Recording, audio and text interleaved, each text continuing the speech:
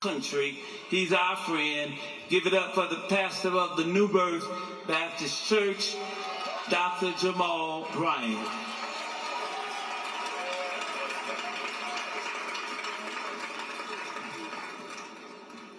Nobody said the road was going to be easy, but I don't believe he's brought us this far to leave us now.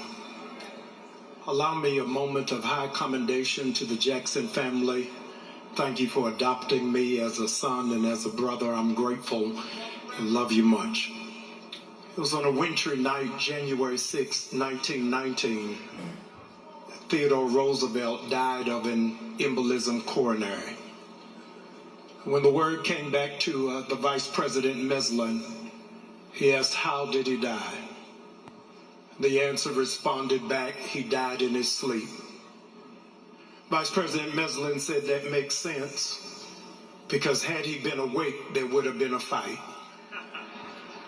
Jesse Jackson died in the middle of the night, because had he been awake, there would have been a fight. Ladies and gentlemen, we are here because this is the first modern prophet in American history to prove to be bulletproof. This is the very first prophet that the government could not compromise and was able to stand.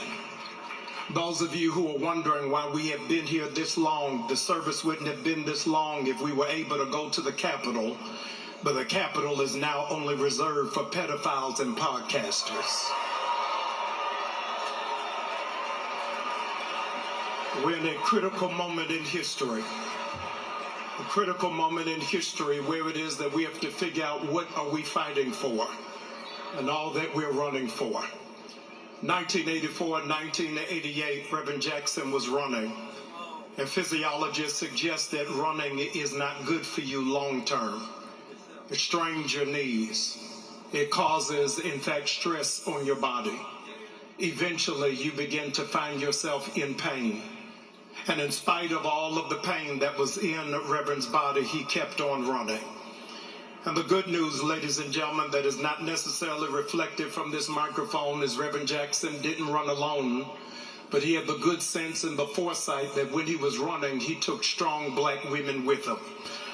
I want to pause and thank God for his sister disciples in Donna Brazil and for Sister Mignon and Leah Daughtry, because he understood you ain't gonna go far unless you take strong black women with you.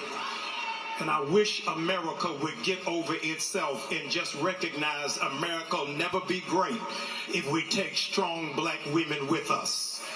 Can you imagine America would not elect a brilliant black woman because of her laughter, but they would elect a mediocre white man even if he was a felon? We got to take some strong black women with us.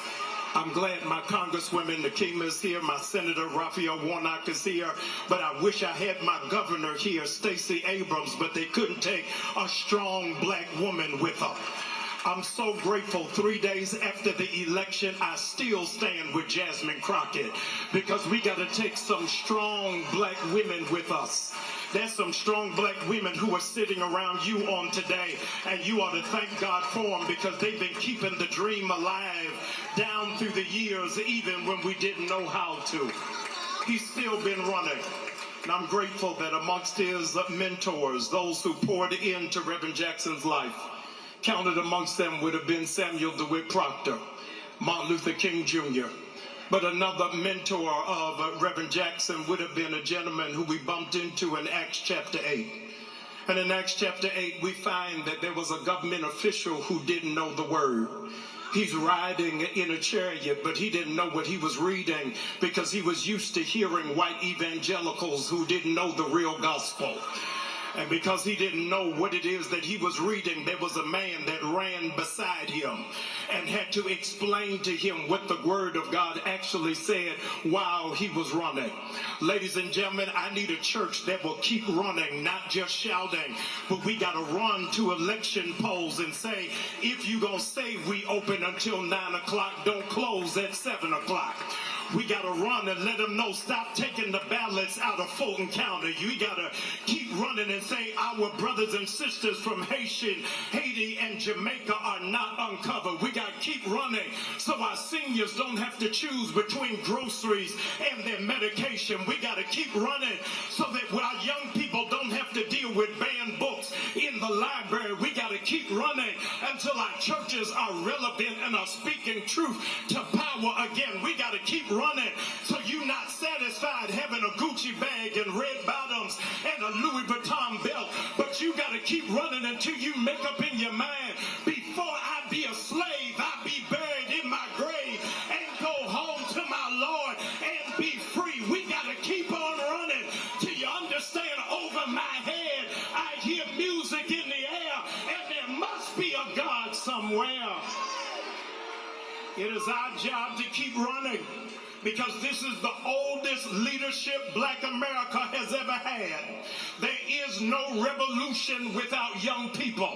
And when it is that you realize, don't wait for them to pass you the torch, just take the baton. And so we need to decry that some of these people need to retire and some new voices need to emerge. Clear your throat so a new generation can step to the point and do what it is that God has told them to do.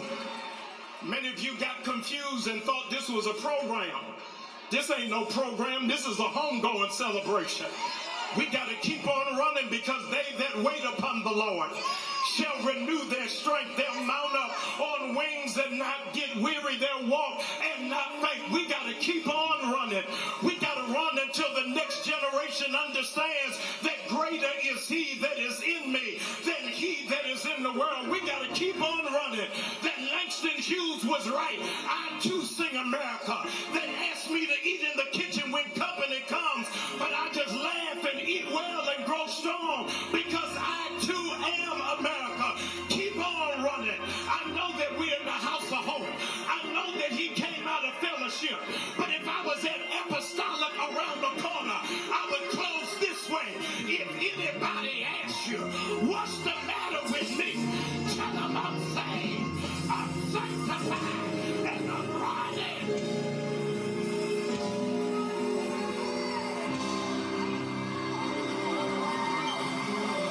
Dr. Jamal Harrison Bryant.